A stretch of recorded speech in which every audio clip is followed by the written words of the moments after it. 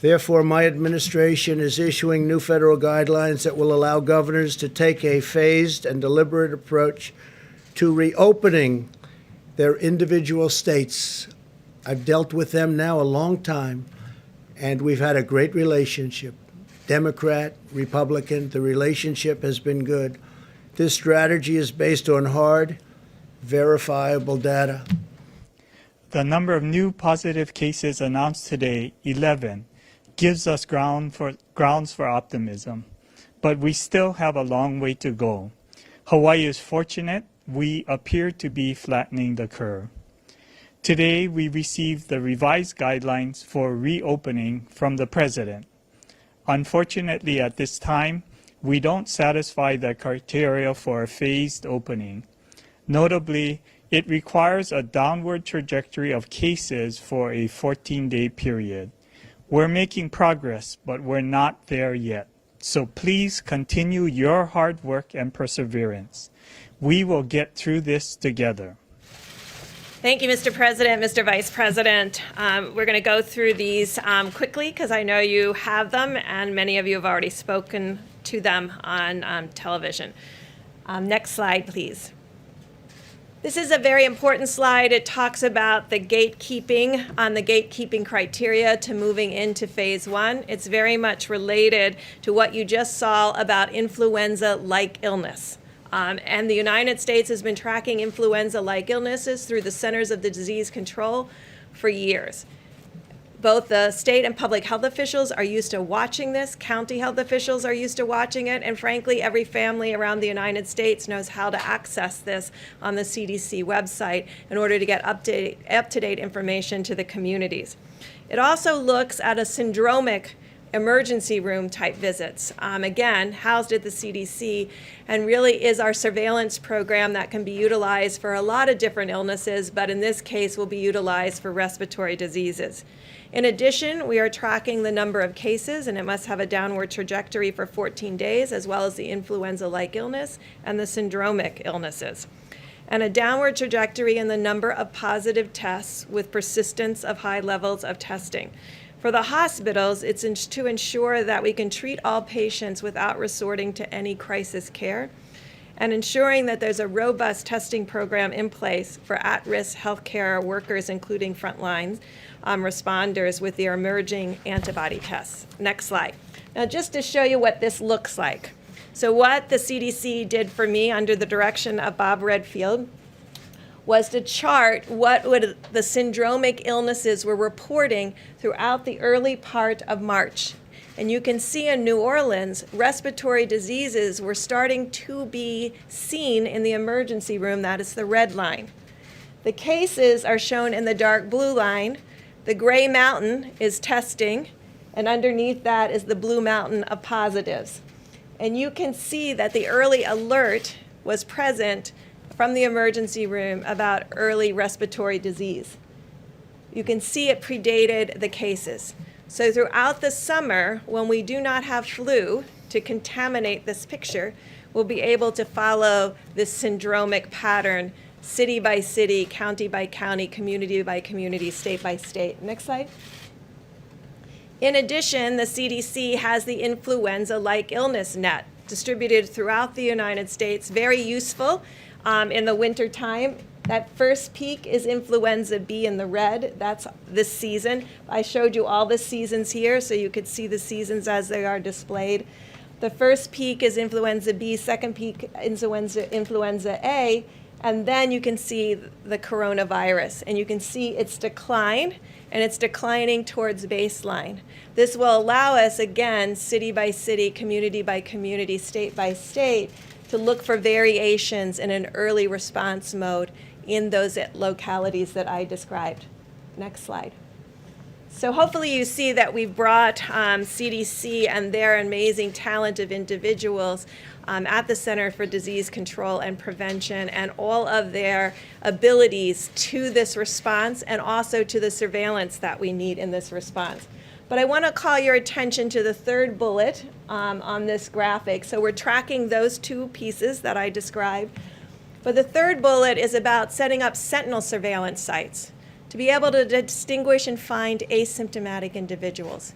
Individuals that you have heard about that may be either pre-symptomatic or asymptomatic throughout their entire disease course.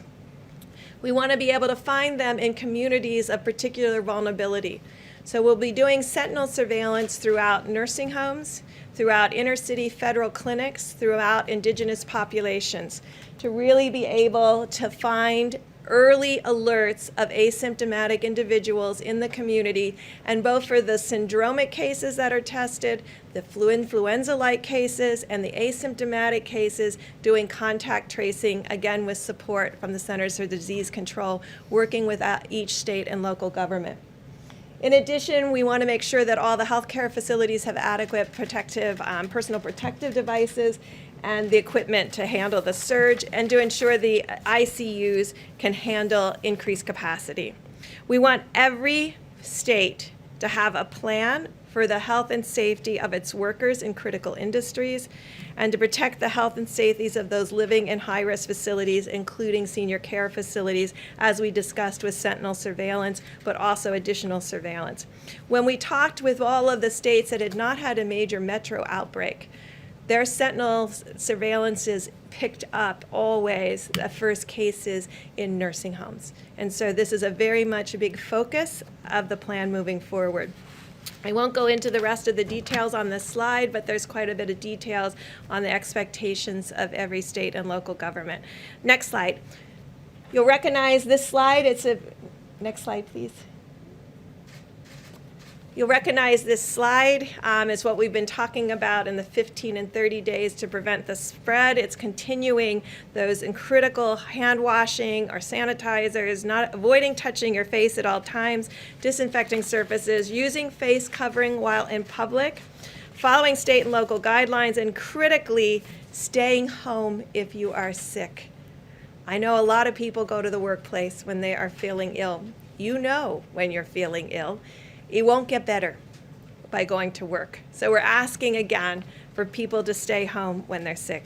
Next slide is for employers to ensure that there can be social distancing and protective equipment, temperature checks, use of disinfectant in high traffic areas, including break rooms, and ensuring that we don't do there's no non-essential business travel, and then monitoring for any symptomatic individuals in the workplace. And again, if you become ill at work, to immediately to go home. And ensure that there's contact tracing of all the individuals that become sick. I'm going to go through the phases very quickly, but you have the details. Phase 1. Again, you have to go through those gating criteria related to 14 days of decreasing evidence of illness and decreasing testing despite adequate testing. So phase 1 begins with all vulnerable individuals, including those with comorbidities, continuing to shelter in place, and ensuring that those that first go out into the public are not those that are most vulnerable to bad outcomes in this disease. And then ensuring that we continue to do 6 feet maximum physical distancing in public spaces, continuing to avoid large gatherings, and all non-essential travel. For the employers, next slide. Again, if a vulnerable population needs to return to work and cannot be teleworking, there should be special accommodations for all vulnerable populations, as well as options for teleworking. We believe every employee should encourage work return in phases, from 20% or 25% to 40% to 50%. And again, minimize all non-essential travel. Phase 1 continued. Next slide. If the schools are already closed, they should remain closed. All visits to senior living facilities and hospitals should continue to be prohibited. Large venues, including sit-down dining, can only be operated under strict physical distancing protocols and maintaining those 6 feet. Gyms could open if they, again, could adhere to strict physical distancing, and elective surgeries can resume on an outpatient basis. Phase 2. Next slide. Next slide. Again, you have to go through the criteria again of a continuation of another 14-day decline among those criteria that were in the gating. Again, we're asking for all vulnerable individuals shelter in place. We did not put a timeline on any of the phases We want the governors, with the data that they have, community by community, to be setting up those timelines.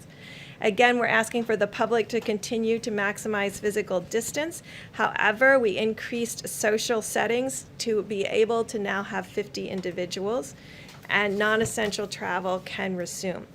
Next slide. This is for the employers. We still would like to encourage telework, and the common areas should remain closed or be physically distanced. All non-essential travel for employees can resume. And then again, special accommodations for vulnerable. Next slide. This should be a relief to many of households that have small children. Schools, daycares, and camps can reopen in phase 2. Visits to senior living facilities, however, should remain in hospitals prohibited.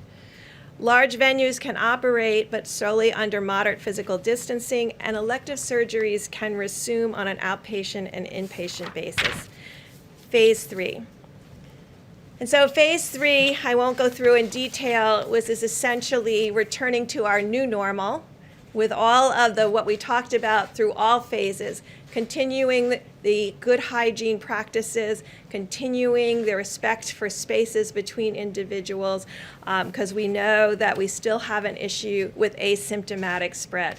I do believe with this plan that we're both confronting the issue of finding symptomatic individuals through our networks with early alert, as well as those who come and present to different hospitals and emergency room with testing and contact tracing, but critically have put in place what we believe is a safety net through asymptomatic sentinel surveillance that is centered around our most vulnerable groups between nursing homes and our Native American people and indigenous populations, and our inner city groups that we know may be in multi-generational households and of unique risk. I'll stop there, Mr. President. If you take a look at the gating criteria as outlined in these guidelines, there are at least a handful of states, I just looked at the trend lines, Idaho, Wyoming, Hawaii, Montana, that look like they've already satisfied that gating criteria. Right. In your call with the governors this afternoon, did you hear back from any states who said, we're already there, we could start the process now? I did. I heard from a number of governors that said they're in very good shape. I also heard not only from the call, but I heard from some of the governors previous, and I think you'll have some very good things to report over the next few days about states opening up.